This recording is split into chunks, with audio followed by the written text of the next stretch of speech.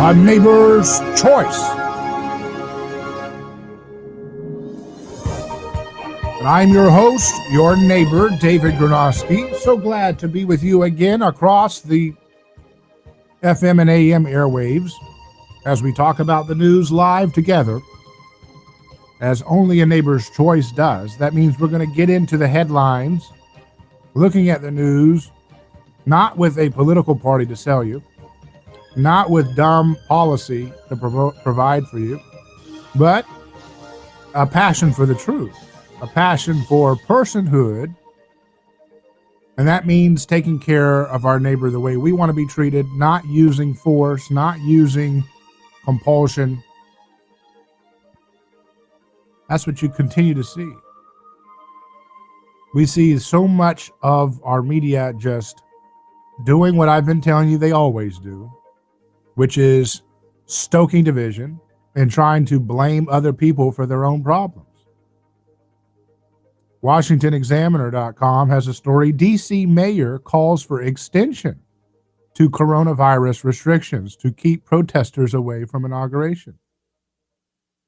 Washington Mayor Muriel Bowser said she wants to extend the city's coronavirus restrictions in order to keep people who may be planning to protest the inauguration of President-elect Joe Biden out of the city.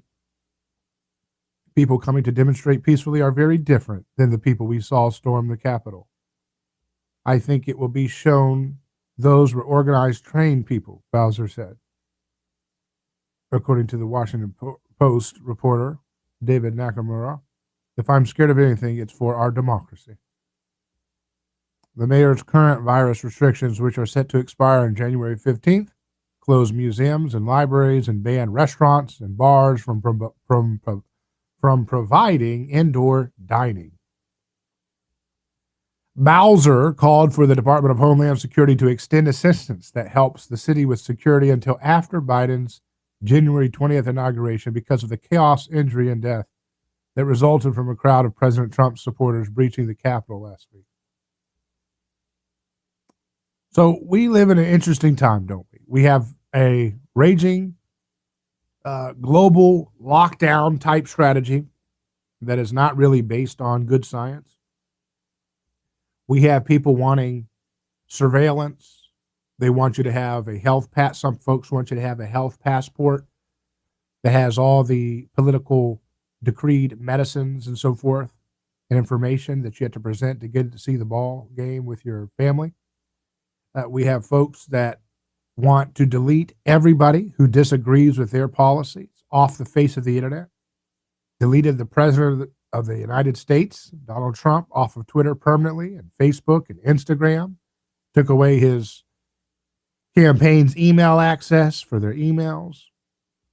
And, you've reached the end of the world when the PGA, my goodness, has banned Donald Trump from his golf courses being used for their championships in 2022. So it's interesting to see that the folks who are supposed to be the left wing, they're supposed to be the establishment, they're supposed to be anti-establishment, are the most Wall Street aligned, big corporate brand safe brand in existence. They have candidates in their history, they've had elected officials in their history that have done a horrible number to human beings around the world. Obama incited mob chaos and destruction to human life. Incalculable suffering continues to persist in countries like Libya and Yemen and Syria. And did Twitter ban that? No. Did they stop that and say, hey, we love human beings, all lives, and we're concerned about the reckless, demagogic, hateful speech that Barack Obama is using to stoke up needless conflict overseas in Syria. No, they don't care about those people's lives because those people's lives don't have lobbies in D.C. running the show. The only time life means something to these politicians is when there is a political gain from it, for it to mean something. Did you not know that's what the kind of folks that you're dealing with in DC? That's what their moral framework looks like. Your life matters to them so long as it has a political gain for it to matter. Otherwise, why in the world would they have not used their social media platforms? Why didn't Twitter? Apple has deleted Parler off of their apps store, and so I believe has Google. For what? Because there's a lot of conservatives there. We had an election, 74, 75 million people voted for the Republican candidate, and they think that if they have nowhere to express their views, that somehow they'll just say, okay, you give up. Yes. I mean, I give up. You're right. Everything you want. Bomb everybody. Go ahead. That's what all you wanted to do. After all, Donald Trump would have still been the president, probably reelected with glorious support from some of the DC establishment if he had just bent the knee and gone ahead and did full regime change war in Syria. That's all they were asking. All they wanted, the Brennans, the Romneys, the Grahams, all those folks, the same uniparty system, all they wanted is that he just get with the program. Donald, all you have to do is incite insurrection chaos in Damascus, not do it over here and get people stirred up over here. How crude, how barbaric.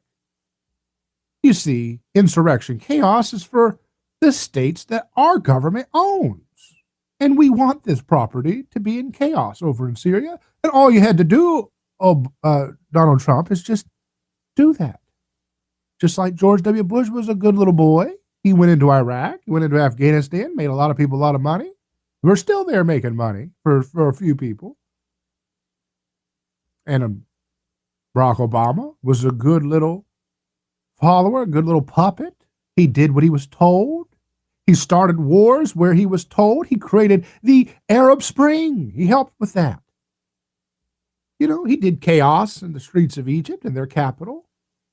And all Donald had to do was just be a good little boy and do that too. That's all they wanted him to do.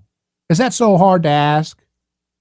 Is that so hard to ask to just go along with stoking mob insurrections all over the world? That's the status quo of the DC world. That's all they're asking. Just a little bit of modest insurrection around the world's all they're asking, Donald. Why didn't he do it? For whatever reason, he didn't do a good job in that department. And so they want to make him continue his role as a scapegoat because he has to carry the sins of what they've been engaged in for decades and decades and decades. He has to take the blame. They need someone to be scapegoated and sent outside the camp, sent outside of the holiness of the city that is DC. And all the sycophantic state media organs in our press today will continue to support this holy consensus that this man is a monster beyond all imagination because he dared not start insurrectionist mob chaos in cities where the DC establishment told him to do it. He stupidly stirred up a crowd on their own doorstep. What an amateur. What an outsider. You see, on A Neighbor's Choice, we reject all of these mob violence. We don't care about this collectivist spirit of the crowd. We have been challenging the spirit of the crowd, the spirit of violence that has been persisting. But it's clear that the DC establishment, their only beef with Donald is that he didn't get on board with stoking the mob violence he was supposed to stoke in countries all over the world.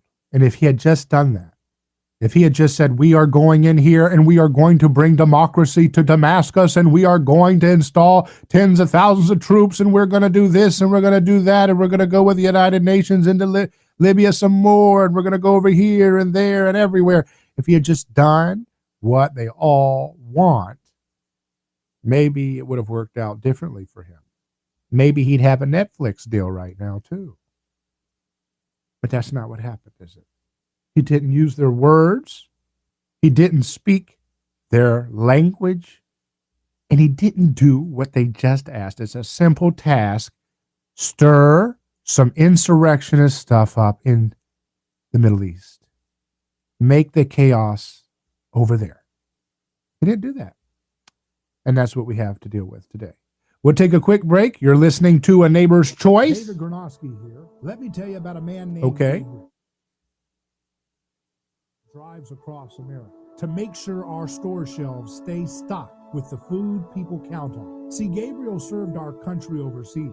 He knows that America stands for freedom, quality, and caring for others the way we would like to be treated. That's why when Gabriel saw food shelves getting low during the pandemic, he hit the road as a driver with Oakley Transport. In the land of the free, where no one should go hungry, we need heroes like Gabriel to help keep America fed. CDLA driving professionals. Join Oakley Transport today. Keep America fed. Visit oakleytransport.com or call them today at 1-877-8-TANKER. That's 1-877-8-TANKER. Are you ready to transform your career? Jess Smith was too. She was stuck in a job that was controlling her life, consuming her free time, and offering little opportunity for growing her pay. Then she found FinTech Mortgage Association, and she never looked back. FinTech Mortgage Association makes home lending simple, and they take care of home buyers like family. Using technology to make everyone's life easier, FinTech Mortgage Association equips each of their loan solutions architects with the tools they need to build a career with a schedule they control, a product they can take pride in, and an earning potential that is life-changing. Unleash your true potential. Join FinTech Mortgage Association. Visit finmay.com. That's FINMAE.com.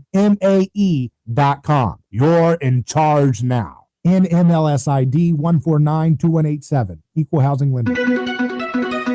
Some out-of-the-area law firms advertise that they are the largest. Do you think large firms help your case? Possibly. But your case will receive personal care from local attorneys Catania and Catania. They are family-owned. Tampa Bay attorneys representing clients who have experienced auto and motorcycle accidents. Your case with Catania and Catania will seek to get a settlement in your favor expeditiously. Catania and Catania, serving Tampa Bay families for over 28 years. Referrals on request. Get the local law firm that will care for your case from beginning to end. They don't get paid if you don't get paid. Catania and Catania, putting families first. Car accident, motorcycle accident? Call the local attorneys. Catania and Catania. Offices Tampa. Not attorney spokesperson.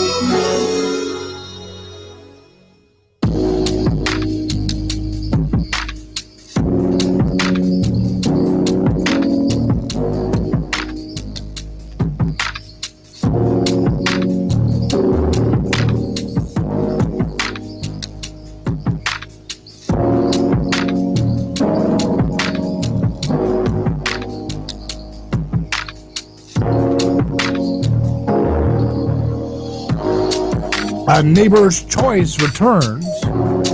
So can you believe there are people in this country, by the tens of millions apparently, who they don't, if the television doesn't tell them to think about something or feel something about something, they don't do it. They are so obedient to television, and they don't understand that they are. They're not even self-aware enough to know that they're getting their information from, they're getting their cues, they're getting their reality set by a limited set of giant multinational corporations.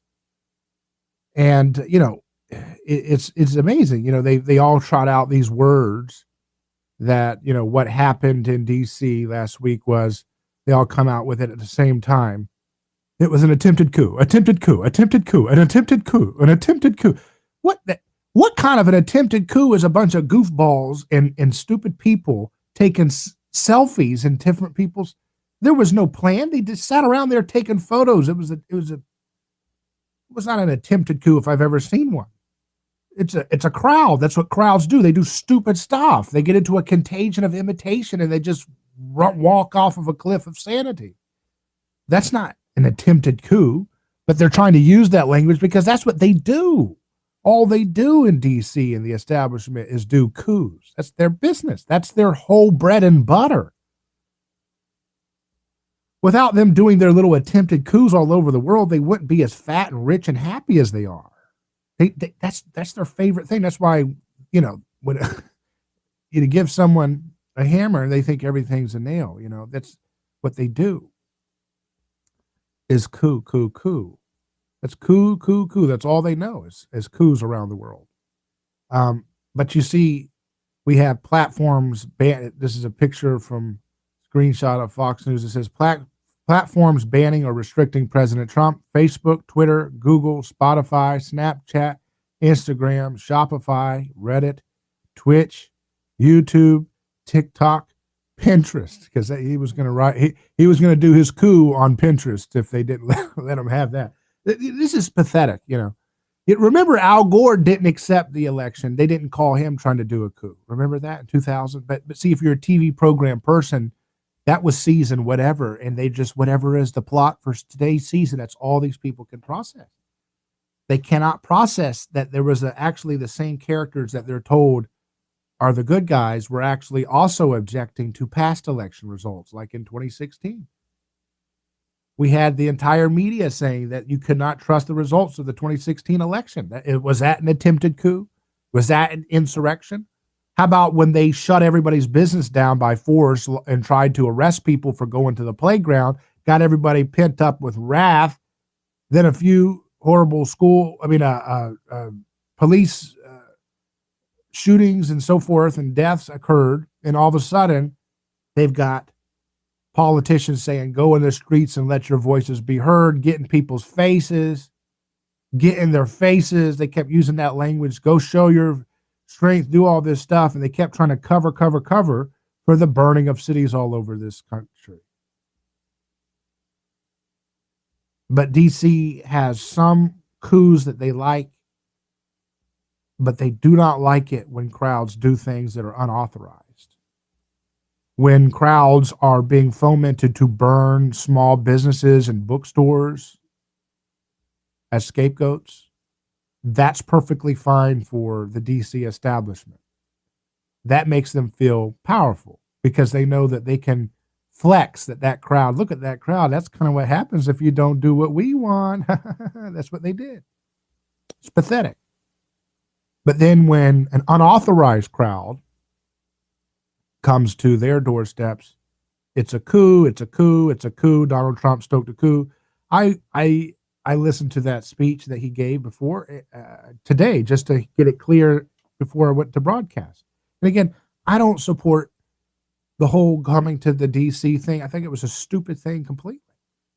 I think stirring up crowd passions to get hold of power in DC is a total fool's errand. But at the same time, he said, go and make a peaceful voice. He said, go to the Capitol and make your peaceful protest. And so, but that's what they're using to say that he is someone unprecedented that has to be, kept away from society for the rest of civilization. Meanwhile, Barack Obama did a coup in Libya along with other presidents around the world, and he fomented chaos. They opened up. Can you imagine the kind of brutality and viciousness that was being held back in the Libyan prisons? Al-Qaeda terrorists. And these guys had the audacity. Think about this. You're a Libyan person. I want you to just do something that the media will never do.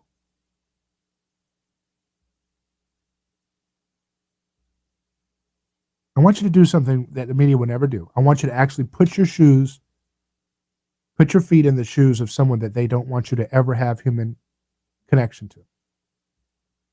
This is their whole game, is keeping us divided.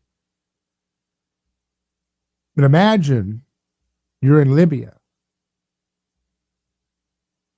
and you saw what Barack Obama and Joseph Biden and Nancy Pelosi and Mitch McConnell and Paul Ryan and all those arrogant clowns.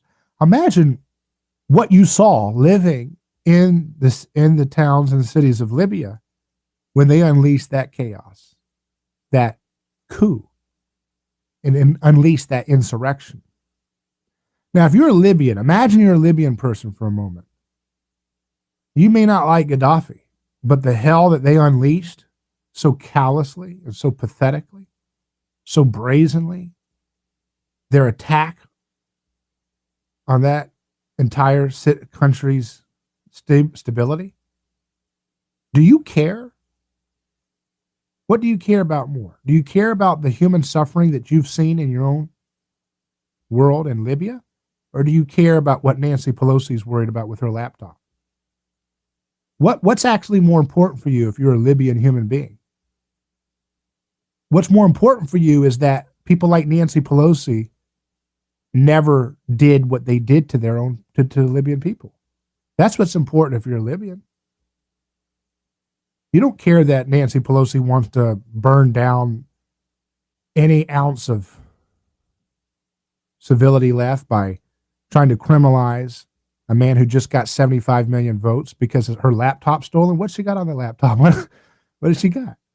Is her AOL password on there or something? Is it password just like the other genius with Hillary Clinton? Podesta's password? People in Syria who saw their country get torn apart and saw people from Obama's administration fund terrorists who engage in chaos in their attempted coup of Damascus.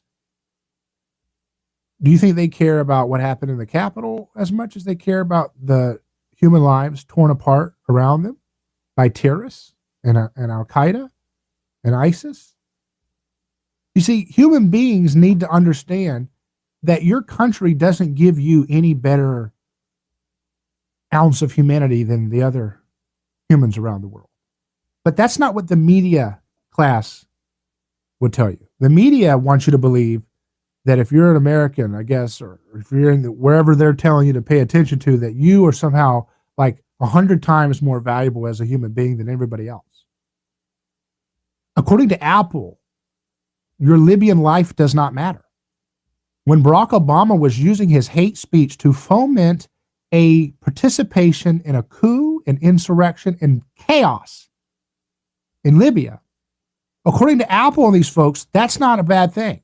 If your uncle was shot in that situation, if your brother was killed, if your sister was bombed on accident in the wrong place, wrong time, whatever, or intentionally, Apple and Google, they do not care. They go to their job and they make money, and they do not care that that happened to you. Because those people still have platforms, and they had platforms every day that they stoked insurrection and mob violence over and over and over again. If you're a Syrian and you just want to worship in peace as a Christian, and then here comes Obama using his hate speech and Biden doing his hateful stuff like they always do, like mafia people, and sowing chaos and insurrection, sowing an attempted coup in your country.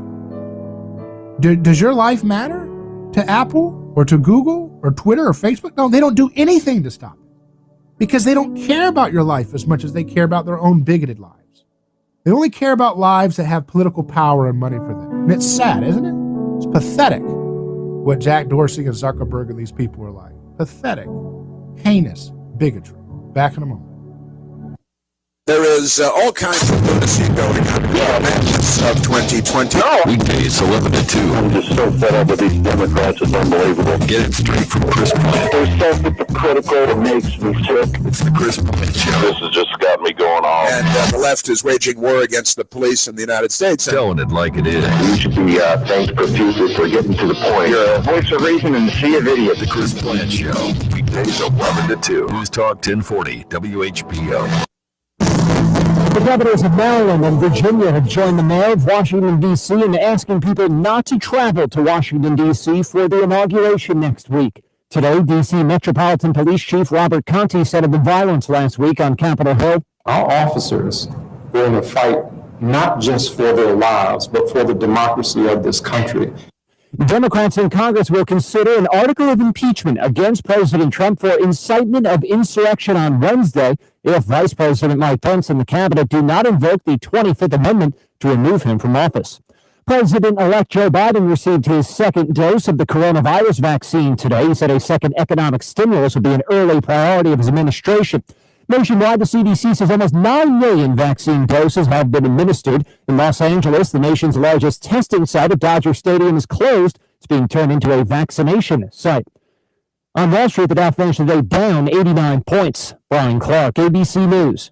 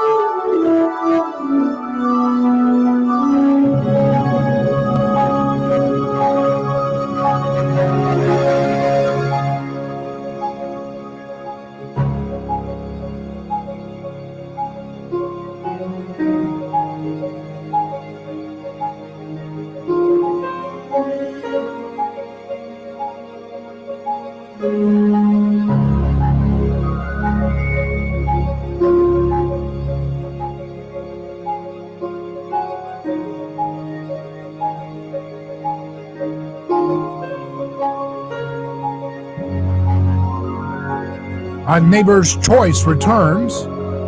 I'm David Gronowski.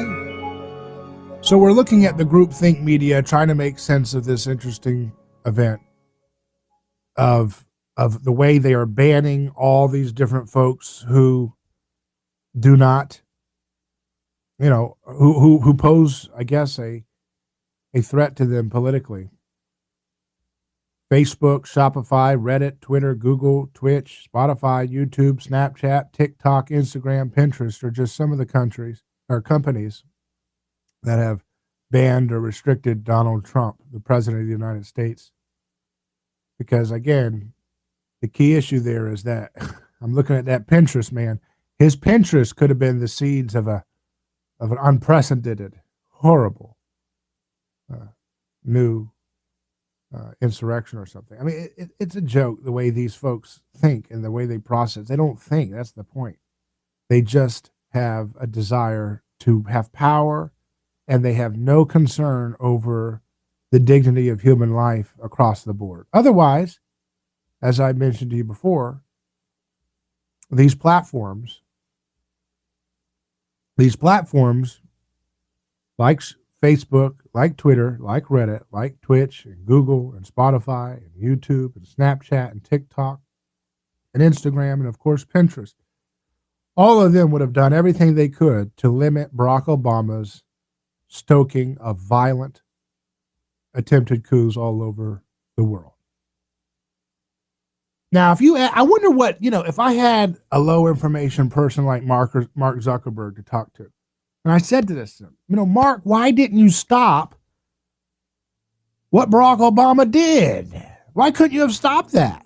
Why couldn't you have stopped him creating mob insurrection and chaos? You know how many people suffered in the Arab Spring under Barack Obama? Do you know how hard the people of Libya, their lives are, the suffering, the carnage, the loss of innocent life? How about in Syria? Why didn't you stop any of that? Why didn't you limit his voice till he had cooler heads prevail and maybe find a peaceful diplomatic issue? What would Mark Zuckerberg say? I don't know. I'm trying to be able to figure out how to lower my, wisdom down lower enough to a level to be able to think like a guy like that. But apparently he would say something like maybe, well, those were villains. The TV or the establishment told me that those are villains. So if there's a villain, if there's a designated villain leader, even if we've backed them before, like we did with Gaddafi, like we did with Mubarak, or all these different little ones, Saddam, that if it's a designated villain, then it's okay for our country to sow a disastrous chaos in that country. Is that what Zuckerberg would say? Like, what's his best argument? If anybody, the media will never ask him a real question because they don't ask questions that have to deal with human beings and decency and like reality. They're sycophants. So the media will never ask him those questions. But I have to wonder, what would he say? Why did he not stop the mob chaos that Barack Obama unleashed in all those different countries and ones that I'm not even mentioning? Why didn't they do anything to limit that? What is their standard for caring about human life and order? How come they care about, shutting down all these different people's opinions if they question big pharma, big bank, big military, big war, big whatever? But then the moment these folks are going over and stoking chaos around the world and innocent lives are being lost left and right, they never, ever step up and say, you know what? I am not going to let Facebook or Twitter or Pinterest, precious Pinterest, be used as a platform to sow such destruction. I just can't do it. Why don't they do that? What's their standard of human life? By what standard do they determine human life to be precious? By what standard do they determine when it is appropriate to delete conversations and channels of communication because of violence that occurs in crowds? I saw a lot of violent crowds stirred by Barack Obama. I saw a lot of horrible violence that shouldn't have happened. Anwar Awlaki's 16-year-old U.S. American son blown apart, drone strike, John Brennan, Barack Obama. You see, it seems as if, and then you wonder about the folks that are supposed to be bleeding heart liberals. Where's their bleeding heart? I guess if Donald Trump had done that, they would have, made a documentary about it. They would have talked about it. I don't know. I guess if he had done that, they probably would just say, that's a good thing. In fact, exactly as I remember, when Trump did the bombings in Syria, that was one of the few times when CNN and everybody, NBC, said, oh, he just became president. You see, that's their standard. Recklessly dropping bombs for them means, oh, he just became president.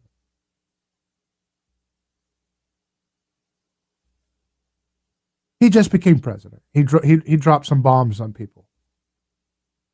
That's sacred. That's sacred. These people worship DC. These people worship this. This is their religion. That's the only thing that I can explain that can explain their irrational behavior here. Yes, you shouldn't be a part of a crowd engaged in aggression. Yes, you should not ever go to DC looking to stop whatever DC is. That is a fool's errand. That is a dumb, stupid thing. You do not resist evil with violence. Who said that? Google him. Maybe he can help us. Google the guy who said do not resist evil with violence. They might ban that at some point from Google, so you might want to DuckDuckGo that. DuckDuckGo search who said do not resist evil with violence. Could be a helpful guide here in this time. Because that's the kind of wisdom we need right now. We don't need people stoking up passions in the crowds. Donald Trump fell for the DC trap over and over and over again, and he did so in a spectacular way by ginning up a crowd like that and then not expecting some kind of thing to go wrong. If you have a crowd of 100,000 people, there are going to be some crazy people there. That's just what, there's going to be somebody, and all it takes is just, you could even just have 10 really, really malevolent, aggressive, violent people Just 10 is all you need to snowball. If you understand anthropology, you understand what we talk about with mimetic theory. We understand mirror neurons. We see how interdivisible human beings are, how interconnected they are to the choices that other people model in front of them. And you can create a snowball of contagion of mindless, chaotic violence. But was selfies in Nancy Pelosi's office a coup? No, it was mindless, stupid crowd violence. People feel frustrated. And it devolves to this, because that's what politics is. Politics is the art of the manipulation of the crowd. And when that art breaks down and starts to become unbelievable, it devolves into a literal crowd on the street doing stupid, terrible things.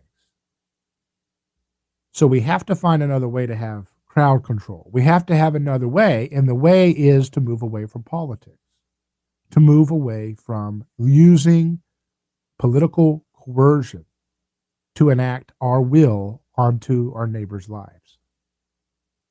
And that's something that nobody in media wants to tell you about. They don't want to present that as an option because it's just fight or flight. It's just whatever you have to do to, seize power. And that's always going to be doomed to failure, because power is not the way we perceive it. DuckDuckGo search the guy who says, look up, who says power is made perfect in weakness? Maybe that's someone we should look to in this time. Power is made perfect in weakness. What does that mean? Google or DuckDuckGo, because I don't know. Google may not even tell you who these people are anymore. I mean, these people are book burner bigots if I've ever seen them. But we're in an interesting time where the fascist sensibilities of the corporatists on the left and the Republican establishment is out in full force. They're deleting people who didn't have nothing to do with that rally, as far as I'm understanding. Deleting platforms off of the face of the internet. Deleting people from access to bank accounts, credit cards, email, server. What do they expect here? What do they want? What's their end game here? What are they so excited about? What are they capable of doing? How much tyranny are they capable of enacting before they'll say, yeah, that's enough? People who are drunk on worshiping the state and wanting more and more power for their faction, they can get into such a mimetic contagion that they become so numb to the viciousness and the awfulness that they're engaged in that they can't see straight. I mean, after all, people don't have a problem with, some of these people don't have a problem with afterbirth abortion even, I mean, when they're so low info, they think if I can't see the baby with my own eyes, it means it's not a baby. But even for the low info people that are that ignorant, once the child's born, they still think they have a right to kill the baby. If you can kill an innocent little baby and you want people to pay for you to do that, if you want to take your neighbor's money by force so that you can kill people's babies even after they're born, what do you think they're going to do once they become drunk on their power even more so? What you see, what happens is the more undifferentiated the neoliberal left becomes, the more conflict is going to arise in the midst of them. Because these little glorious revolutions that they always want to perpetually be engaged in, they never work out. Because no one can ever agree on who's going to be at the top. And no one can agree on who's going to be, in this case, with political correctness, it's all about who's the most sacred victim. And no one can agree on that. And they will be fighting tooth and nail the more they consolidate all of their power, to the point where 75 million people, they don't have a problem if they don't have access to a bank account and email. They don't care. They're so drunk on power, if they can get away with it, they will blacklist 75 million people or more, because there's a whole bunch of us out here who have no interest in voting for Team Red or Team Blue. But if we don't go along with their little agenda, they'll just say, you're a Trump supporter. If you say, I like the First Step Act, or if you say, I like that Trump didn't get us into a bloody war, They'll say, okay, that means you're a Trump supporter, therefore you're an insurrectionist, therefore that's how stupid binary bigots think. They're so binary in their processing, they cannot even think for a second. They're so stupefied by mimetic groupthink that they've lost any sense of humanity or sanity. And once that happens, once they get into a state of undifferentiation, where they've eliminated their 100 million plus neighbors who do not have access to their bank accounts, don't have access to emails, don't have access to any social media that they're on, don't have access to television interviews, don't have access to their stupid lemming TV shows, Good Riddance, like Chris Colbert or whatever his name is. Once all 100 million plus people that they are their neighbors don't have access to any of that stuff, what are they going to do? They're going to be in such a state of undifferentiation that they will be in such hell rivalry amongst which group is the biggest victim group, which group should get this group, which group should sit here. I mean, these are the people that obsess about microaggressions. Those microaggressions are going to get a lot more macroaggression when they've blacklisted 100 million plus of their neighbors off the face of any aspect of the internet or memory.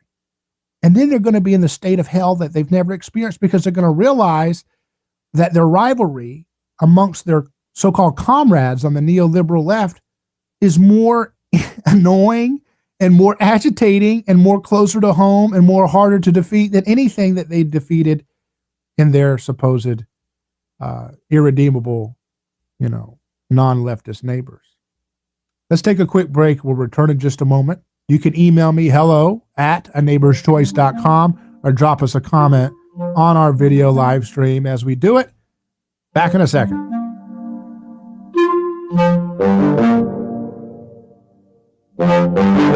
Hello, this is David Gronowski with A Neighbor's Choice. I've got a mission for you. I'm a big believer in eating family farm-raised, high-quality grass-fed beef. That's why I'm a frequent customer of White Oak Pasture, a sixth-generation beautiful farm in southwest Georgia. Support sustainable, delicious meat of the highest quality. Ask for White Oak Pastures beef at your local grocery here in Florida, or go to whiteoakpastures.com, and first-time customers get 20% off on purchases with our exclusive coupon code Neighbor is your neighbor.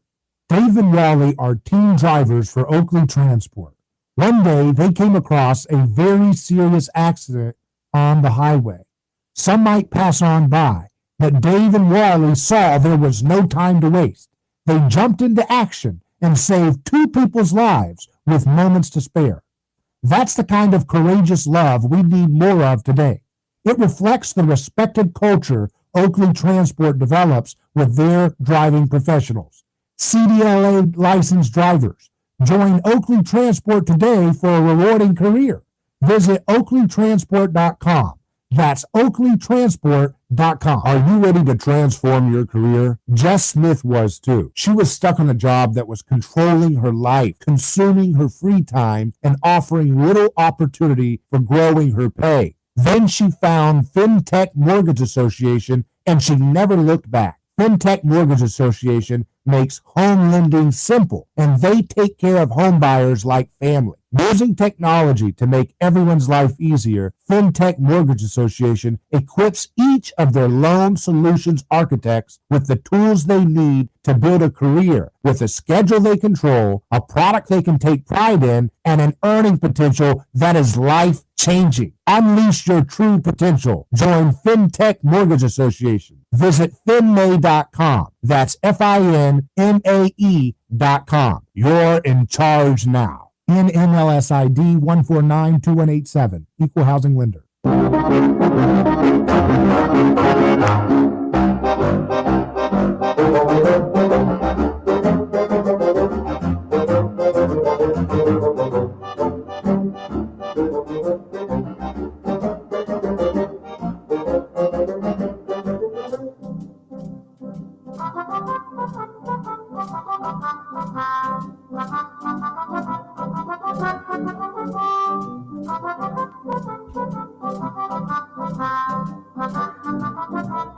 A Neighbor's Choice is back.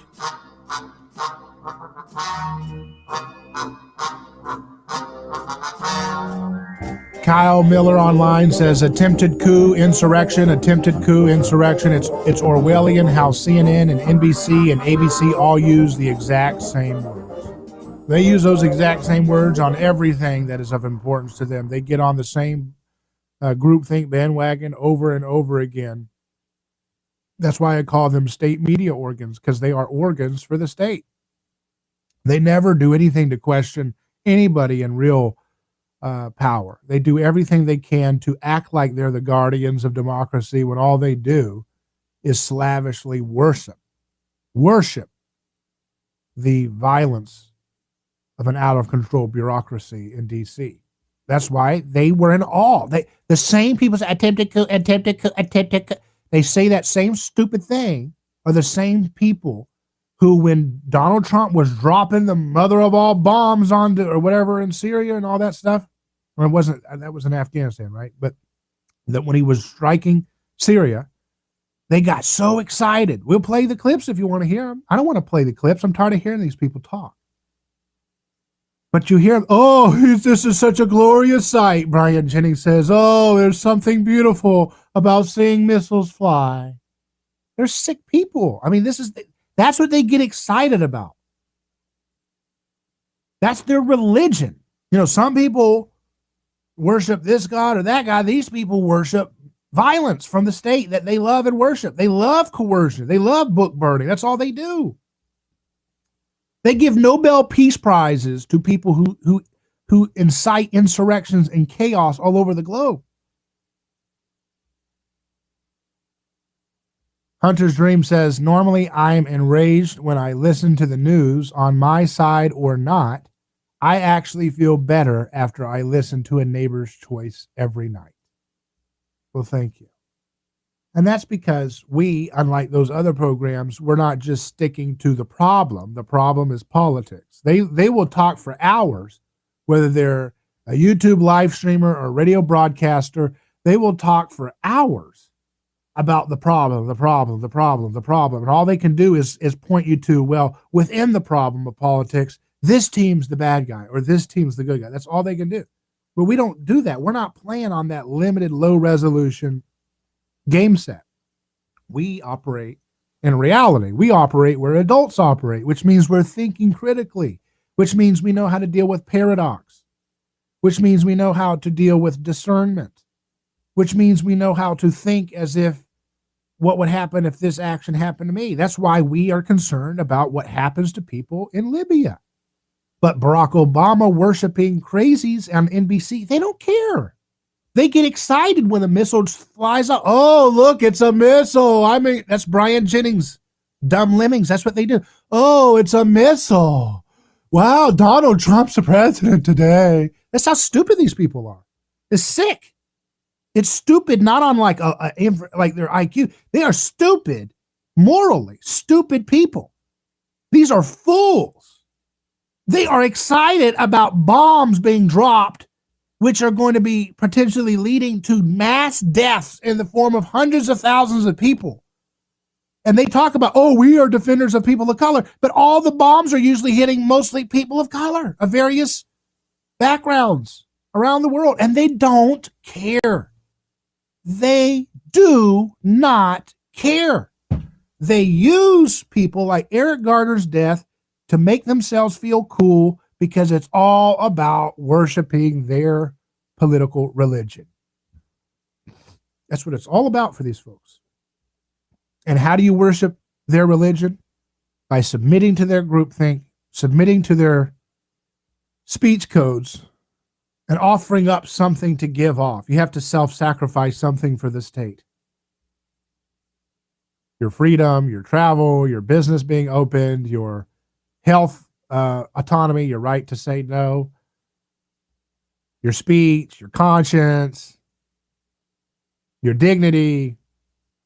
Now you can sacrifice, you can hate your gender or hate your race or your skin tone or your Western background. You got to give something to the collective for their little stupid religion to function.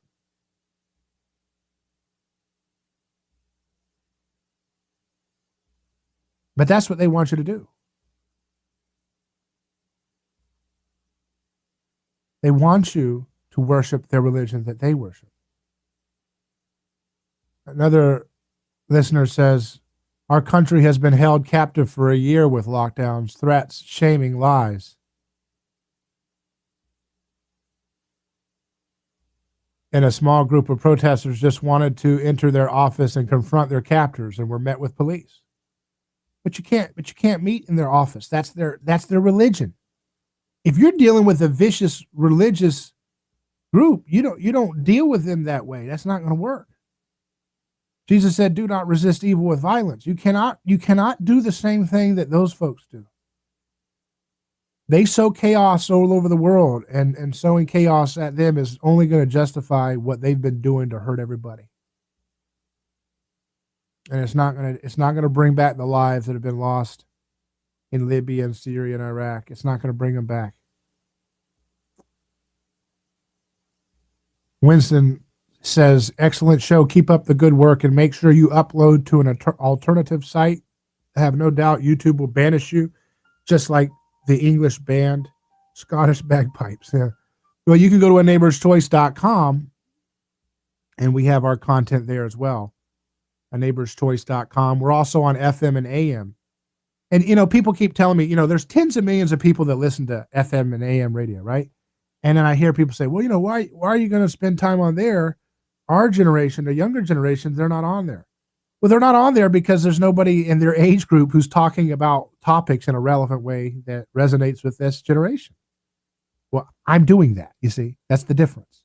So I have no doubt that we can have tremendous success as long as we have FM and AM radio. Those little fascists are going to want to do their little fairness doctrine or something like that as well for FM and AM. But until that time, I have no doubt that we can make tremendous success building the infrastructure of a radio network of great content across many, many stations on the A Neighbor's Choice platform and the message. So we're going to continue to spread on FM and AM across the country. We're going to continue to build that message loud and clear across various stations. And podcast platforms are also available to us. But we have to just look at this issue with clarity.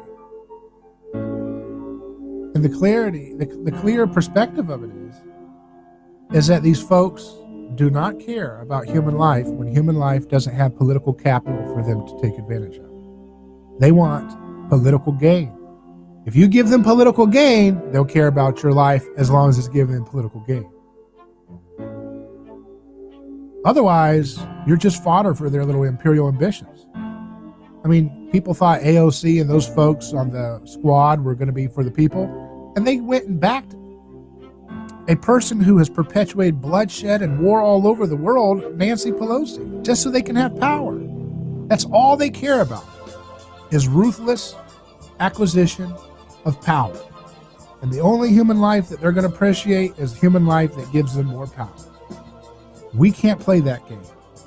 Power made perfect in weakness. Who said that? Go find out. Go DuckDuckGo who said power made perfect in weakness. Back in just a moment. But for now, Godspeed.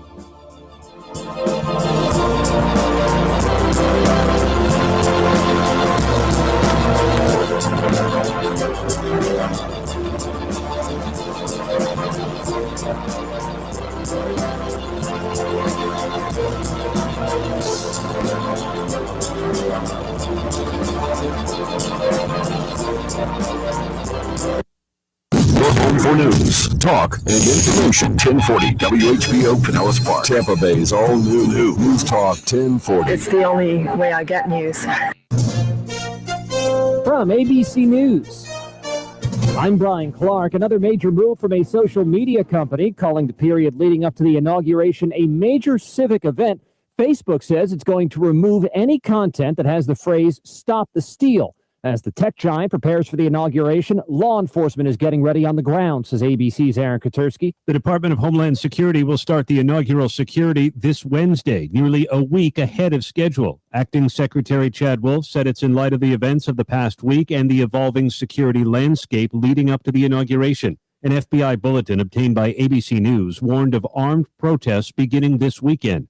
And the governors of Maryland and Virginia have now joined the mayor of Washington, D.C. in asking people not to travel to the Capitol for President-elect Joe Biden's inauguration.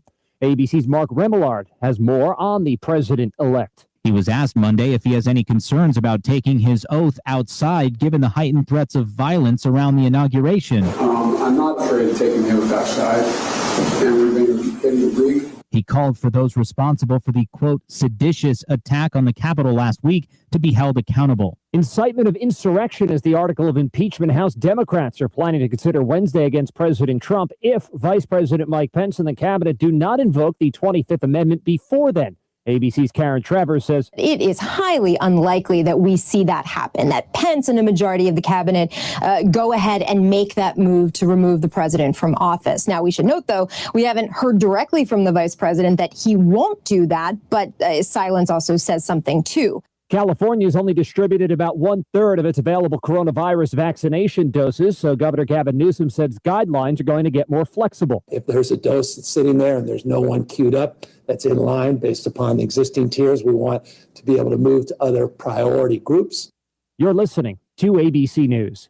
It's such a beautiful night. Look at the stars. They're amazing. Did you know 20% of stars have planets orbiting them capable of sustaining life? How did you know that? You must spend a ton of time reading. Not at all. I use Blinkist. Blinkist? Yeah, it's an app that takes key insights from over 4,000 nonfiction bestsellers and gathers them into 15-minute blinks for you to read or listen to. With Blinkist, you can learn the main points of an entire book in just 15 minutes, as opposed to days or weeks. What kind of books? Nonfiction books in over 27 categories, from personal development to history, management, investing, philosophy, and more. Books like A Beautiful Mind, The 4-Hour Workweek, Freakonomics, and Sapiens. Blinkist makes it easy to learn about pretty much anything.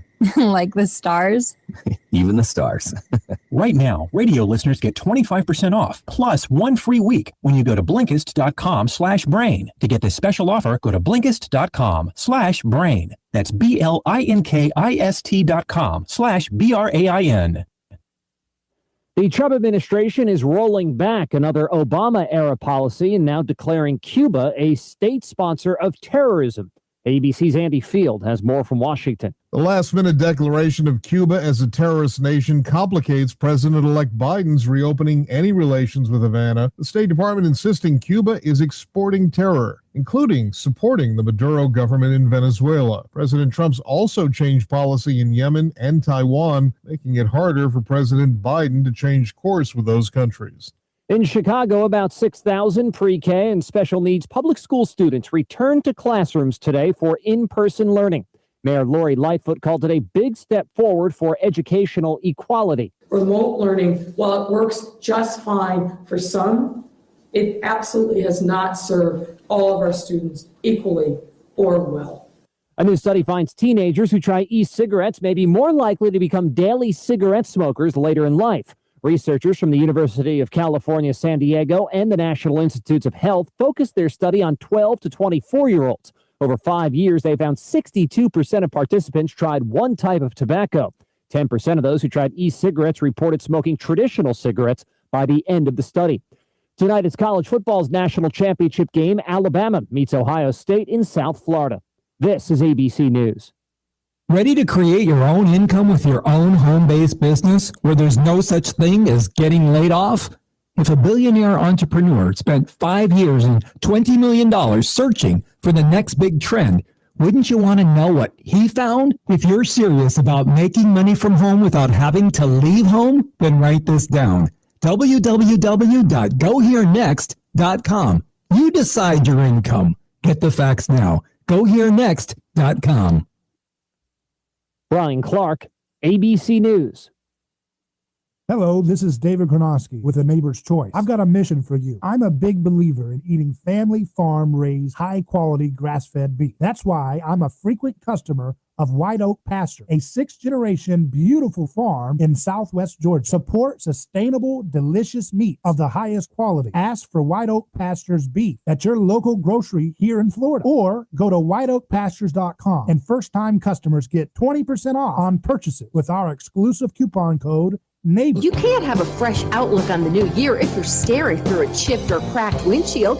Autoglass America will fix it and give you up to $150 cash back to help pay holiday bills. With qualifying insurance, we'll come to you with mobile service and install a premium quality replacement with a lifetime warranty at no cost to you. Get a great outlook on the new year with a new windshield and New Year's cash from Autoglass America. 813-96-GLASS. 813-96-GLASS.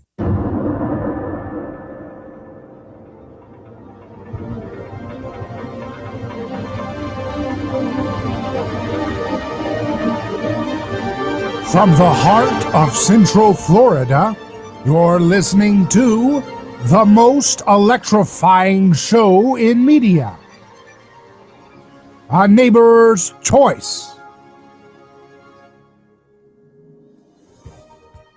And I'm your host, your neighbor, David Gornosky. So glad to be with you again for our second hour of today's broadcast. Coming to you live, our website, aneighborschoice.com. That's aneighborschoice.com. If you're listening to us on podcast, make sure you rate and review and subscribe and share and all that. YouTube and Facebook, you can do that there. I think we're on other platforms as well, BitChute and Rumble and other video platforms have our content as well. You can find it there. I don't know. We had a Parler, but God knows where, Parler, they grabbed that thing and threw that thing in the paper shredder as fast as they could, didn't they? Digital paper shredder, that guy. Whoever, whatever's going to happen with that. But that's what fascists do. Fascists can't stand ideas that are different from them. I say, love your neighbor. They say, get rid of that. I say, do not resist evil with violence. That's all I'm doing is quoting passages from the life of you-know-who. You're not even probably allowed to say that. People say, I can't find your videos, probably because I talk about you-know-who too much.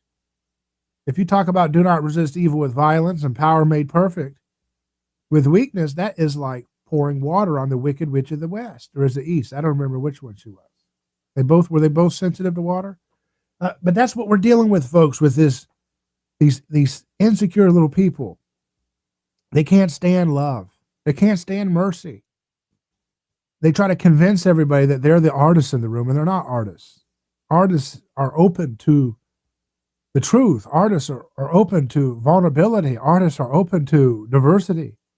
Artists are open to dreams.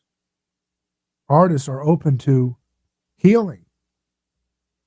They're open to discovery. These folks that run the social media and giant corporate outlets, they don't want to discover anything. They don't want to have their open mind to anything. The only thing they like to celebrate is nihilism and envy and hate. And they spend all their days telling everybody, oh, we're love, not hate. And yet they make excuses for cities burning across this country. And they make excuses for Barack Obama and Joe Biden and Hillary Clinton massacring tens of thousands of people with their foreign policy, stoking uprisings all over the world. They make excuses for it. And there's voters that are so weaponized in their ignorance, they just vote dutifully for these vicious policies. And you ask them, and they're like in a glazed stupor. You could say, hey, I saw you protesting about Breonna Taylor, and you talk about say her name, and that's good, right? And you talk about George Floyd, how he died wrongfully, right?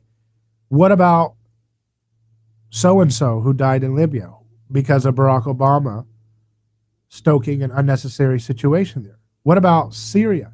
So-and-so in Syria, so-and-so in Egypt, so-and-so in Pakistan, so-and-so in Ukraine.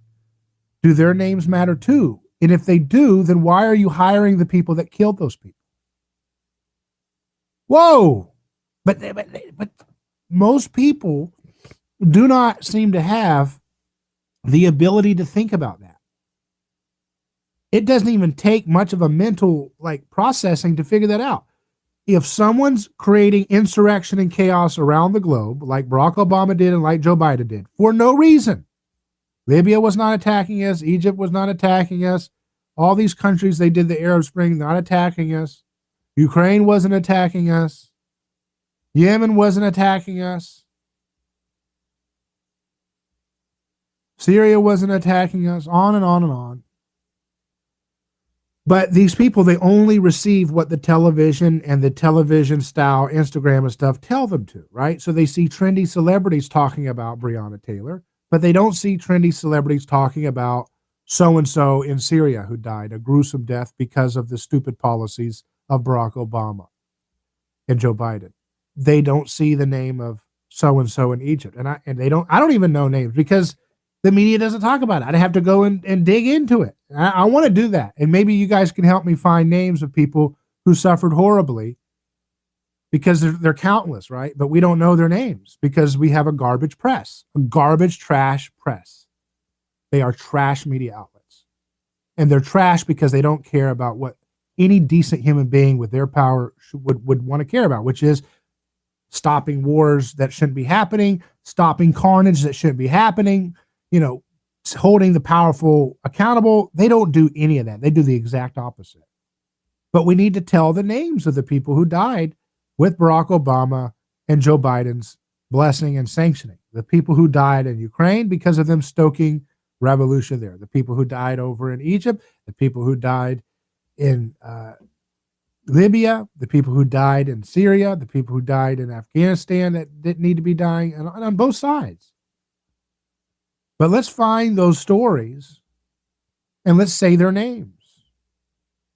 Because if you ask the average person about those people that voted for Joe Biden, the average person that votes for these people, they don't even know about it. It's like it didn't even happen. Because again, if Ellen DeGeneres didn't talk about it, if Kim Kardashian didn't do a hashtag about it, or whoever they get, low information processing from, they don't, it's just, that's it. If the television's not telling them to do it, if they're not, hearing about it at the music award shows, if they don't have someone saying, say Anwar Awalaki's name as they receive the best movie award or best actor award or whatever, these low information people will never even know about it. And even if they know about it, unless it comes from a source of cultural mimesis, meaning someone they want to imitate because they're being told, like a crowd follower, to imitate these cultural figures. So unless it's someone who is a cultural influencer who they feel is cool, and unless it's from someone like that telling them to care about so-and-so who was killed by Obama and Biden in Pakistan, or Obama and Biden killing so-and-so in Afghanistan who didn't need to be killed, unless they see that from an influencer that they have cultural coolness points with, very strong points, it may not even make a difference for some of these folks, because that's why they're liberal for a reason. Liberal people want to follow the crowd even more so than people who are at least somewhat resistant to fashions and trends. Neoliberalism is all about being trendy and acting like you're, unique and different. And I guess trendy has always been in the service of war, in the service of mass incarceration, because these people just elected a man who spent 50 years doing this stuff, mass incarceration and war. And say whatever you want about Donald Trump, he didn't start a new war. And he's the first guy who did just a little bit to start making the mass incarceration system have some sense of reform with the First Step Act. So those are the two things that Donald Trump did that Joe Biden and Barack Obama never did. They started wars. They kept incarceration going. They didn't do a thing for Alice Marie Johnson and John Bolin, who was on my show and is now free with clemency from Trump. They didn't do anything for the people that I've had on this program. And Trump didn't do nearly enough, but his little bit he did blows the living puppets, Obama, Bush, and Biden out of the water in their record for humanity on those issues. And that doesn't mean anything to people who get their information from the world, from CNN and Fox News and Instagram and awards television shows. They're just going along. They just want to fit in, and it has deadly consequences.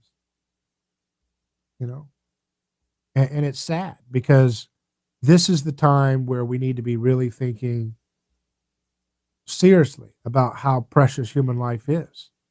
and how precious human is and how fragile it is once we lose sight of its essential nature. The fact that we need to always preserve discourse and diversity of thought. I saw that the Red Scare podcast was deleted off of Twitter. What for what reason? I don't know.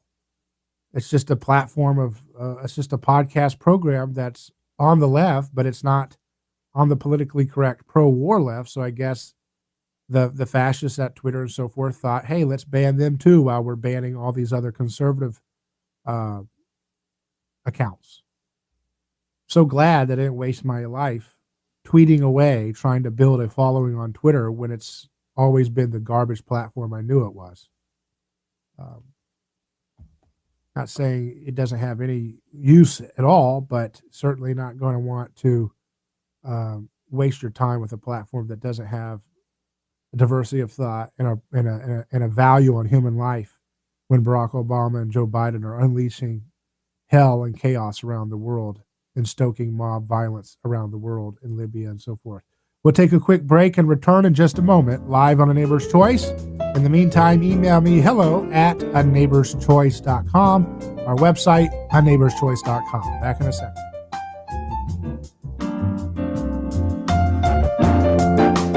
David Gronowski here. Let me tell you about a man named Gabriel. Every day, Gabriel puts on his boots and drives across America to make sure our store shelves stay stocked with the food people count on. See, Gabriel served our country overseas. He knows that America stands for freedom, quality, and caring for others the way we would like to be treated. That's why when Gabriel saw food shelves getting low during the pandemic, he hit the road as a driver with Oakley Transport.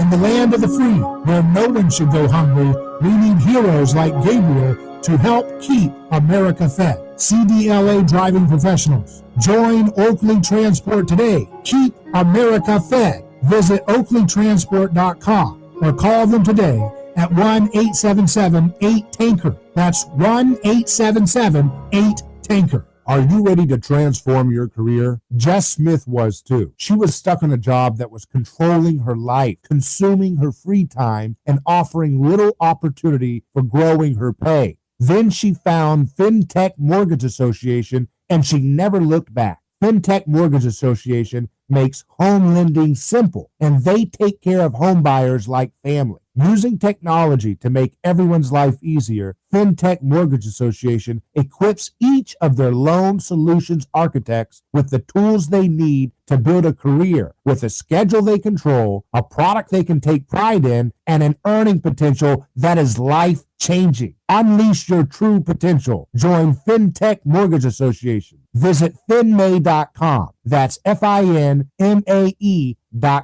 You're in charge now. NMLS ID 1492187. Equal housing lender. Do you despise lawyers? That may be the case until you need one.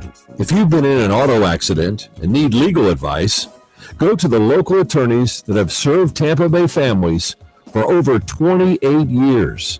Catania and Catania. They are family owned. They understand your legal situation. When you need legal representation, Catania and Catania will care for your case from the beginning to the end of representation.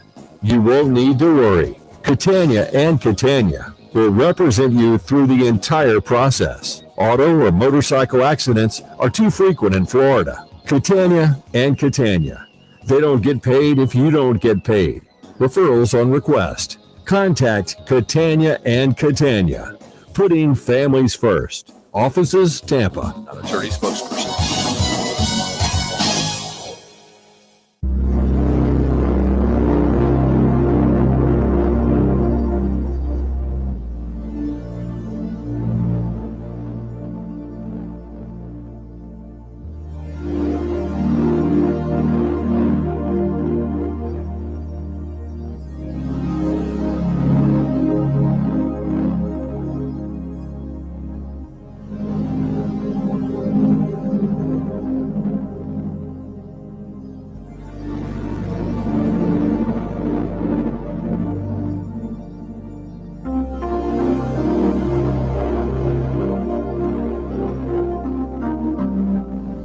I'm Neighbor's Choice is back. I'm David Gronowski. So glad to be with you. And it continues to be a fallout from this week, last week. Associated Press has a story, Capitol assault, a more sinister attack than first appeared. It says, under battle flags bearing Donald Trump's name, the Capitol's attackers pinned a bloodied police officer in a doorway, his twisted face and screams captured on video. They mortally wounded another officer with a blunt weapon and body slammed a third over a railing into the crowd. Hang Mike Pence, the insurrectionists chanted as they pressed inside, beating police with pipes. They demanded House Speaker Nancy Pelosi's whereabouts too. They hunted any and all lawmakers. Where are they? Outside, makeshift gallows stood, complete with sturdy wooden steps and the noose. Guns and pipe bombs had been stashed in the vicinity. Only days later is the extent of the danger from one of the darkest episodes in American democracy coming into focus. The sinister nature of the assault has become evident, betraying the crowd as a force determined to occupy the inner sanctums of Congress and run down leaders, Trump's vice president and the Democratic House Speaker among them. This was not just a collection of Trump supporters with MAGA bling caught up in a wave. That revelation came in real time to Representative Jim McGovern, who briefly took over proceedings in the House chamber as the mob closed in Wednesday and Pelosi was spirited to safer quarters moments before everything went haywire. I saw this crowd of people banging on that glass, screaming, McGovern told the Associated Press on Sunday. Looking at their faces, it occurred to me these aren't protesters. These are people who want to do harm. What I saw in front of me, he said, was basically homegrown fascism, out of control. And of course, that is horrible.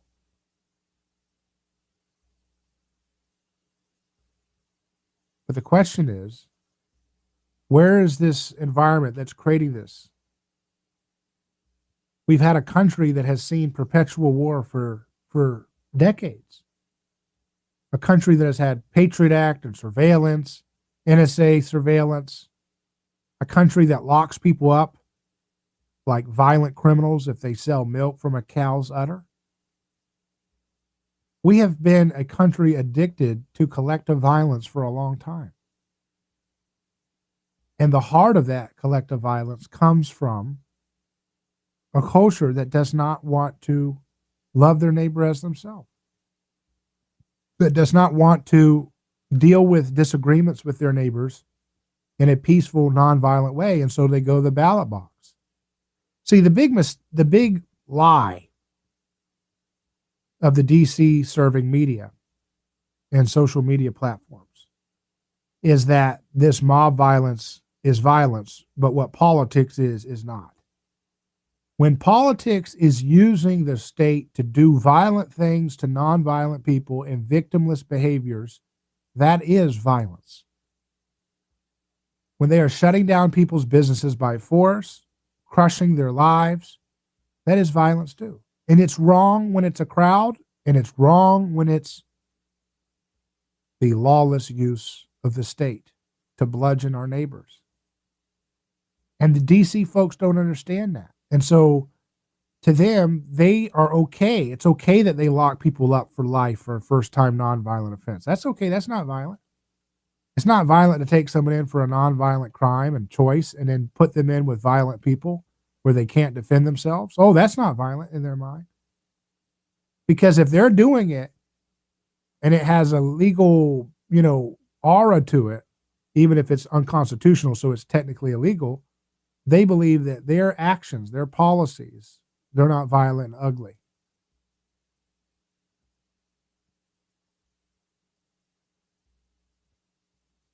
And so that's why we have the situation we're in, is because the media and the DC class doesn't want to wake up to the reality of the ugliness that's been baked into our culture for some time.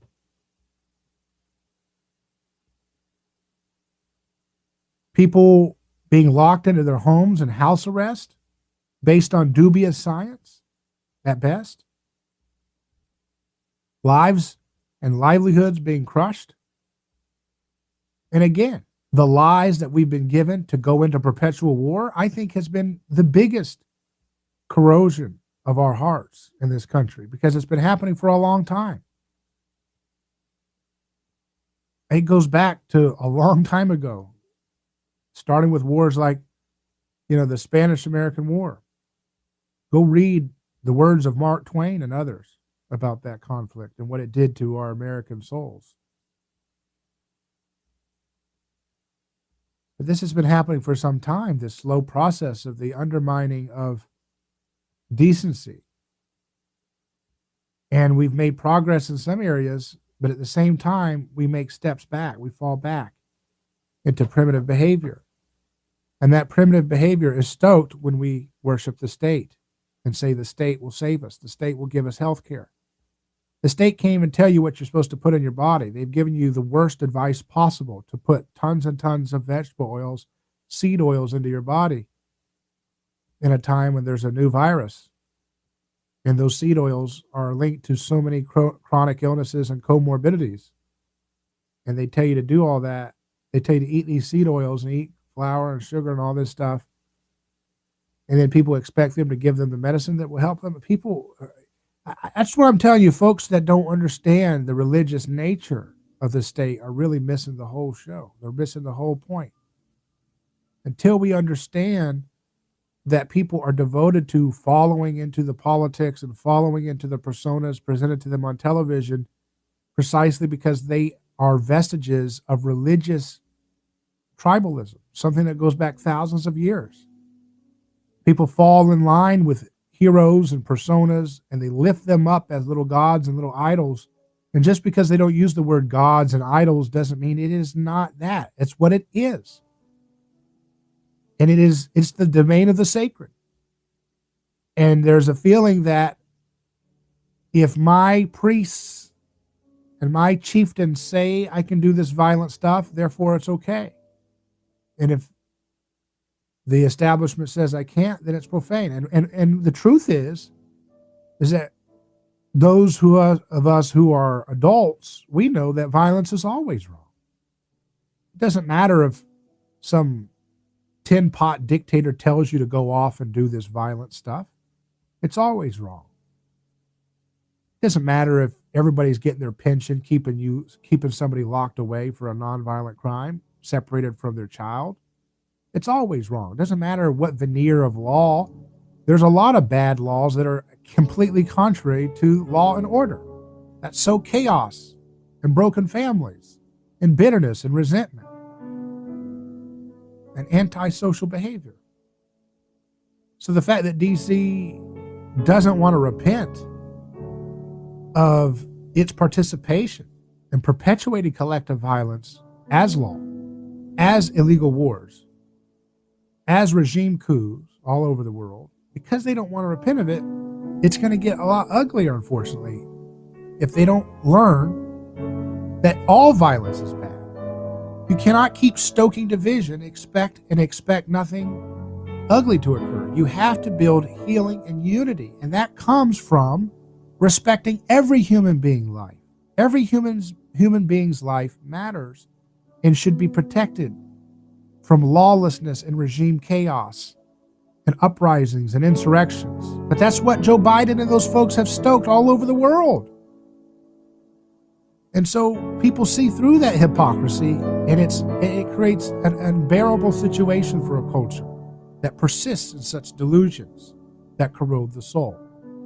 Let's take a quick break. We'll return in just a moment.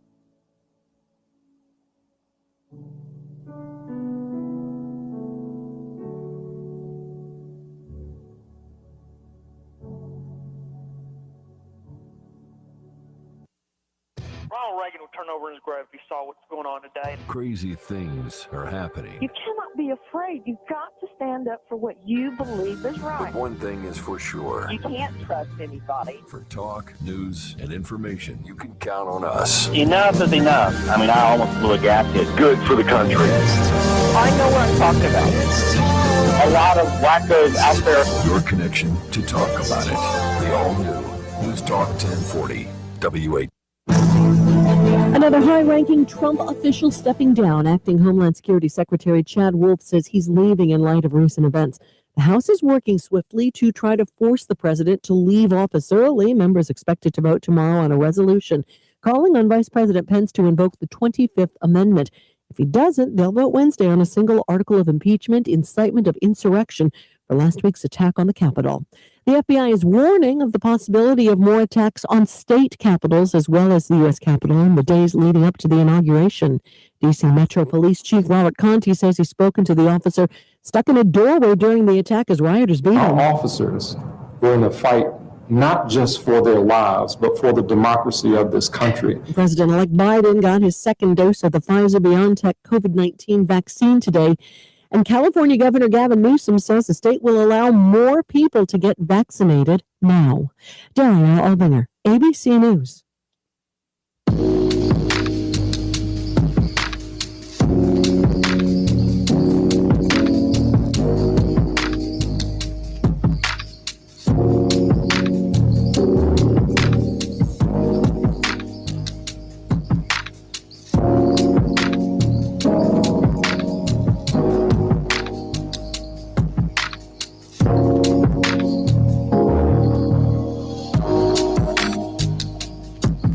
Here's the U.S. Sun, the-sun.com. They have a story here. National chaos, Trump insurrection, invoking 25th Amendment could cause huge uprising and armed protests before inauguration, FBI says. Invoking the 25th Amendment could cause a huge uprising as armed protests are planned before the inauguration, according to information obtained by the FBI. A bulletin obtained by ABC apparently confirming that the law enforcement agency has received reports of an armed group planning to travel to D.C. on January 16th. The news comes after Trump supporters stormed the Capitol last week. The group has reportedly warned that if Congress attempts to remove POTUS via the 25th Amendment, a huge uprising will occur. The bulletin also details that armed protests are being planned in all 50 state capitals, with protests at the U.S. Capitol reportedly planned from January 17 through January 20. The reported first day of travel will take place just 4 days before President-elect Joe Biden's inauguration. However, the effectiveness of doing so has been called into question because it is unlikely he could be removed from the White House before January 20, I guess referring to the impeachment. Any impeachment in the House would trigger a trial in the Republican-controlled Senate, which is scheduled to be in recess until January 19 and has already acquitted Trump once before. As a result, Trump could likely not be removed from office until after he was already replaced in the White House by Biden. The removal push has also been slammed by some congressional colleagues. Republican Representative Ken Buck, along with 6 other GOP House members, wrote a letter to Biden in hopes he could put a stop to Pelosi's impeachment efforts. The letter, which Buck shared to Twitter, reads, "A second impeachment only days before President Trump will leave office is as unnecessary as it is inflammatory. This impeachment would undermine our priority of unifying Americans and would be a further distraction to our nation at a time when millions of our fellow citizens are hurting because of the pandemic and economic fallout."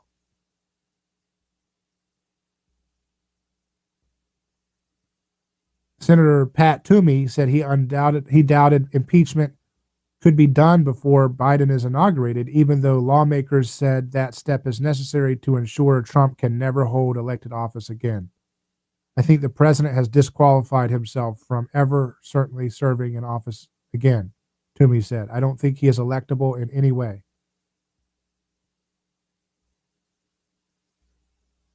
So, what's interesting is they're trying to complete their scapegoating of Donald Trump. That doesn't mean Donald Trump's innocent. See, this is, again, we always have to put these disclaimers, these little helpful little statements for folks who are binary thinkers, who they can't think in a complex thought. So when I say that Donald Trump's a scapegoat, they say that means he's good. That means that's the good guy you're saying. It's like, no one's saying that.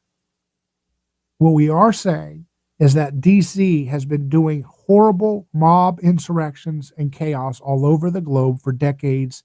And because the television didn't tell you to care, you didn't care if you're a binary program thinker.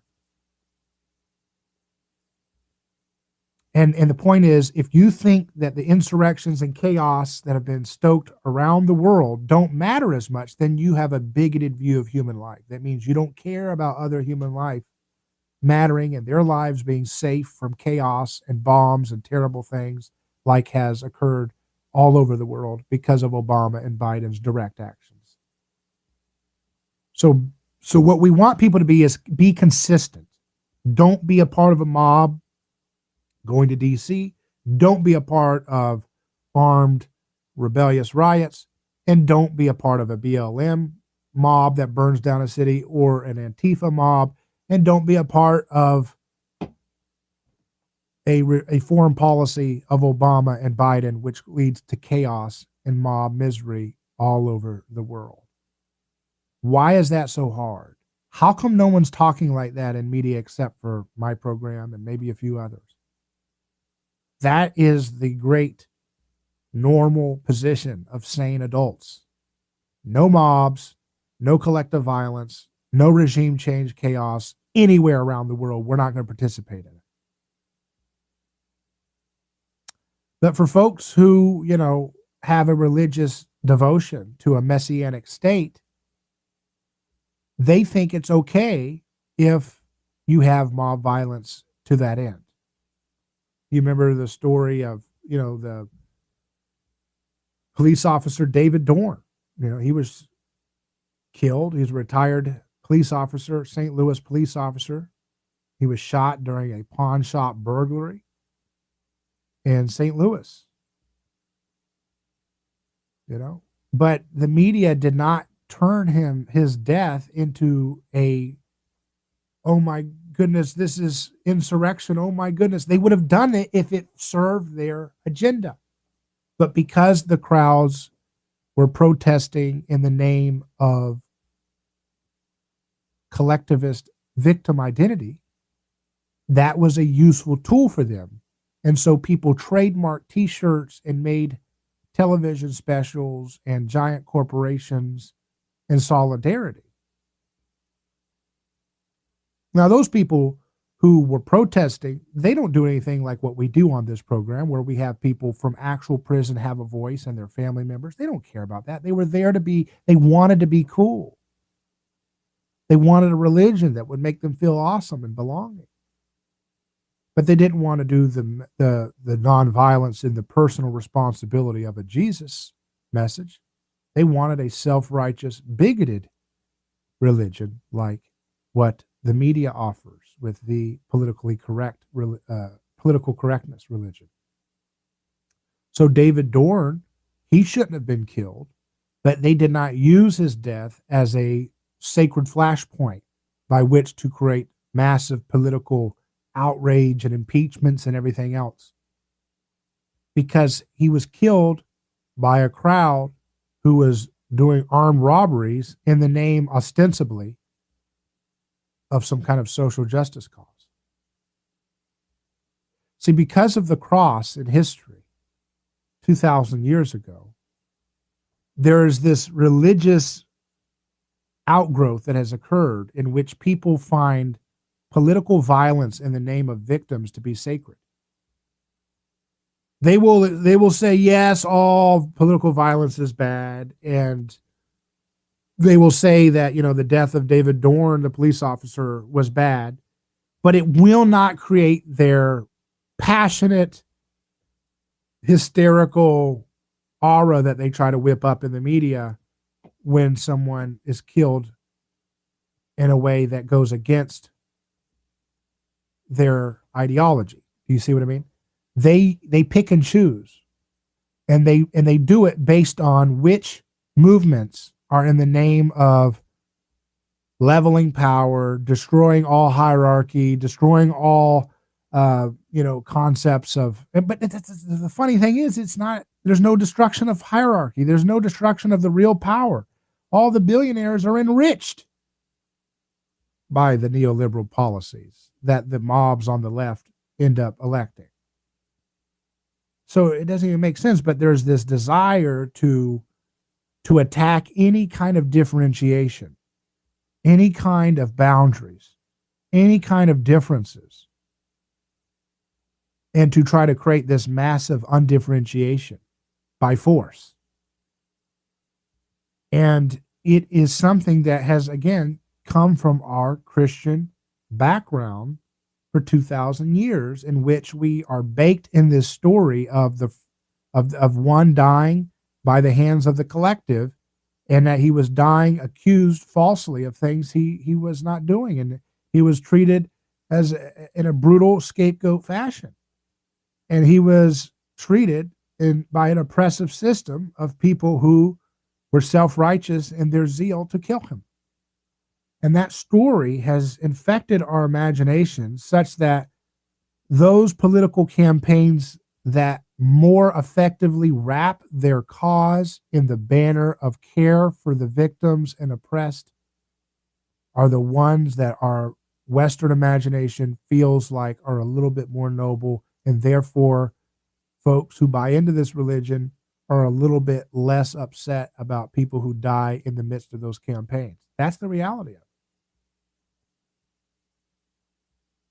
That's why both the Hitler atrocities were evil and the Stalin atrocities were evil, but yet Hitler is a brand for Satan in the West to a much higher degree than Stalin, because Stalin was operating a brutal campaign on behalf of an ideology that ostensibly cared for the poor and the downtrodden.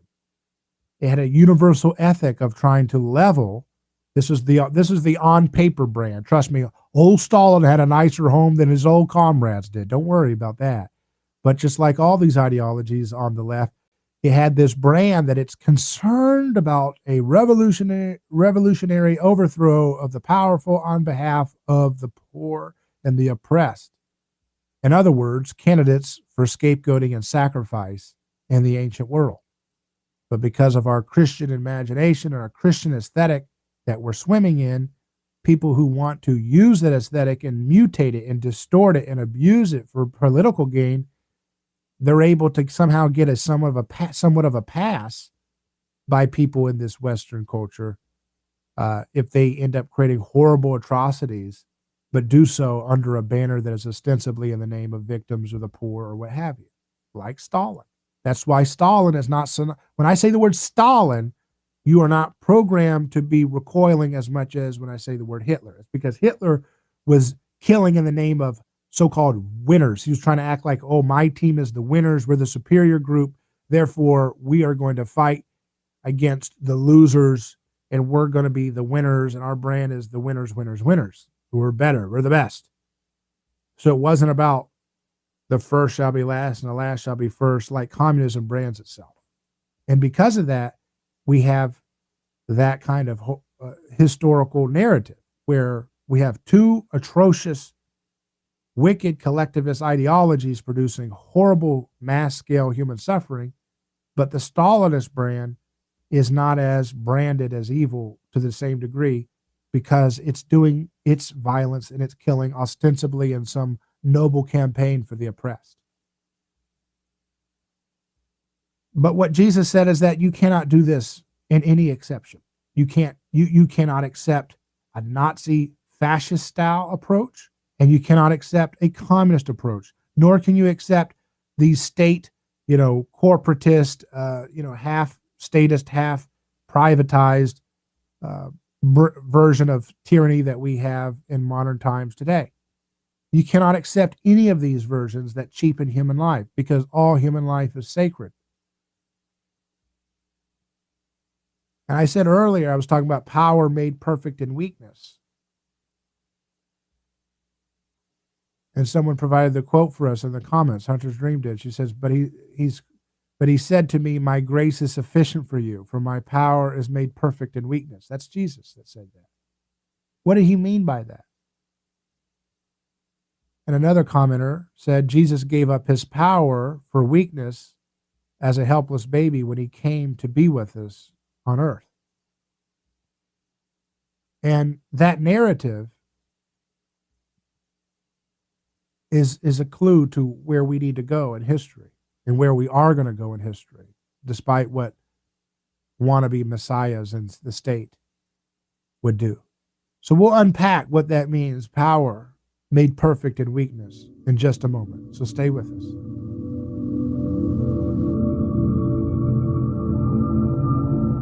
Hello, this is David Chronowski with A Neighbor's Choice. I've got a mission for you. I'm a big believer in eating family farm-raised, high-quality, grass-fed beef. That's why I'm a frequent customer of White Oak Pasture, a sixth-generation beautiful farm in southwest Georgia. Support sustainable, delicious meat of the highest quality. Ask for White Oak Pasture's beef at your local grocery here in Florida, or go to whiteoakpastures.com, and first-time customers get 20% off on purchases with our exclusive coupon code Neighbor. Who is your neighbor?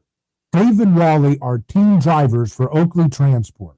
One day, they came across a very serious accident on the highway. Some might pass on by, but Dave and Wally saw there was no time to waste. They jumped into action and saved 2 people's lives with moments to spare. That's the kind of courageous love we need more of today. It reflects the respected culture Oakley Transport develops with their driving professionals. CDLA licensed drivers. Join Oakley Transport today for a rewarding career.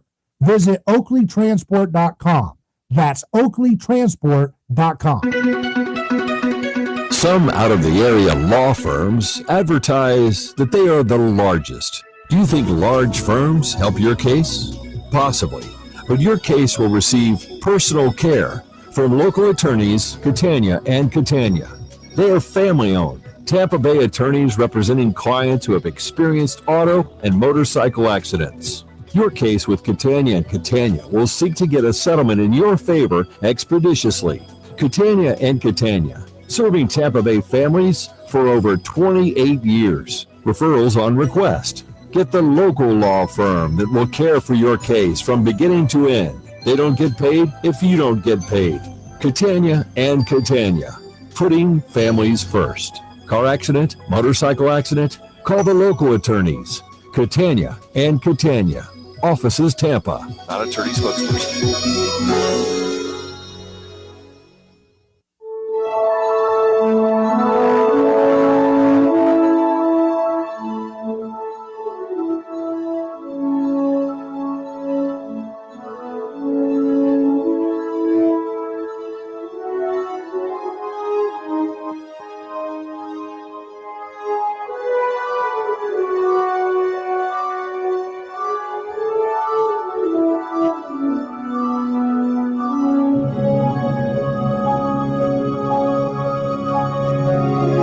Our Neighbor's Choice is back. There's BusinessInsider.com. They have a headline: Twitter loses $5 billion in market value after Trump is permanently barred from the platform. Twitter's stock price tumbled as much as 12% on Monday, erasing $5 billion from its market capitalization. Trump had about 88 million followers, generated enormous publicity for the platform with his controversial and incendiary tweets over the past 6 years. So, I think that's going to continue to be a trend for that platform because, people are not going to want to go to a place that's an echo chamber. And I'm telling you, if they eliminate all their populists and conservative and libertarian and independent thinking adversaries like they really want to do, because anybody who's not a fascist like them is somehow a Nazi. It's a very stupid, idiotic ideology that they've devolved into on the neoliberal side of things. But if they just become an echo chamber, they're going to tear each other apart in a state of undifferentiation to try to, distinguish themselves from their lemming neighbors and their ideology. If everybody's the same parrot, they're going to want to squawk a lot harder and nip a lot stronger at each other to try to distinguish themselves from all the other parrots and sheep or whatever analogy you want to use. So that's probably going to continue. But, this passage that Jesus talks with this passage where Jesus says power is made perfect in weakness is a kind of explanation for almost everything else he does. When he goes to the cross, it looks weak, right? It looks weak to allow your opponent to initiate such a cruel killing. And it's so weak and embarrassing that Peter, his top follower, says, "Oh, no way. You're not going to die. I'm not going to let you die on the cross like that." And what does Jesus say? He says, "Get behind me, Satan." You know, the word Satan there means the accuser. He's saying, "Get behind me, accuser, because you don't know the things that I'm involved with. You know the things of man."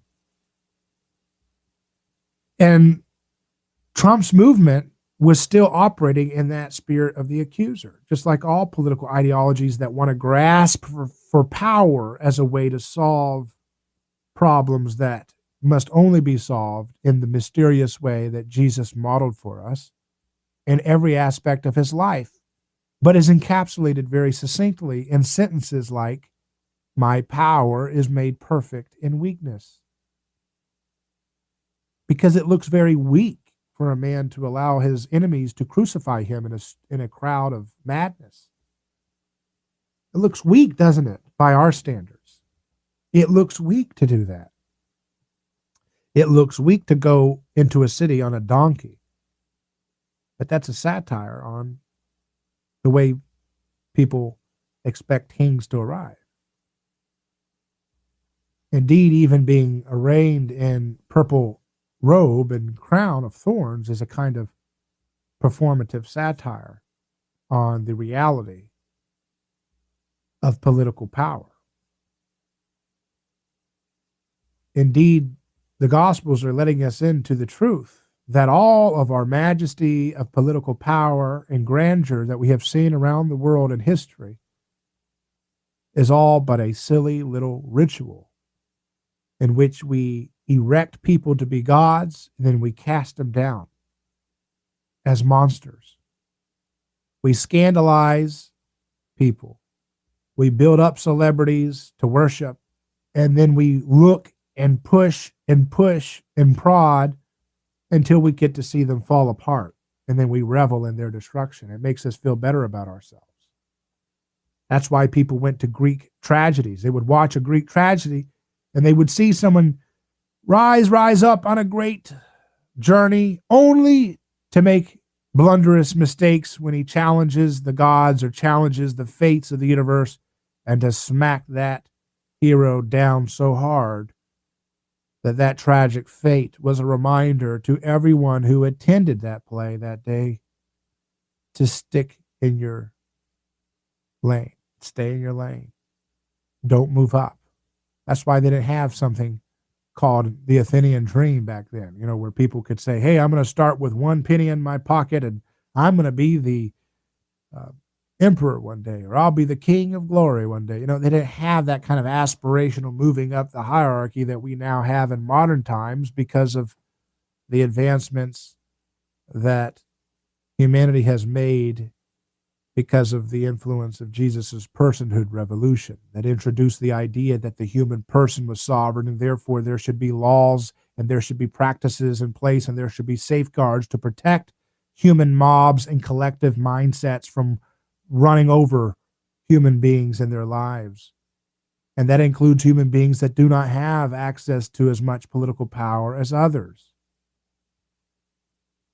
Jesus is the source. He's the original for all of the different aspirational values of the West. When they talk about making a place for the oppressed, they're ripping off Jesus's language. They're ripping off the ideas that he introduced into history from the inheritance of the prophets that had come before him and building on them from there. They are all imitating Jesus in the prophetic tradition from whence his life was a continuation of. But power made perfect in weakness is what Jesus models in every story of his life. When he says, "Turn the other cheek," he's talking about using nonviolent resistance to show the stupidity and the futility of collective violence.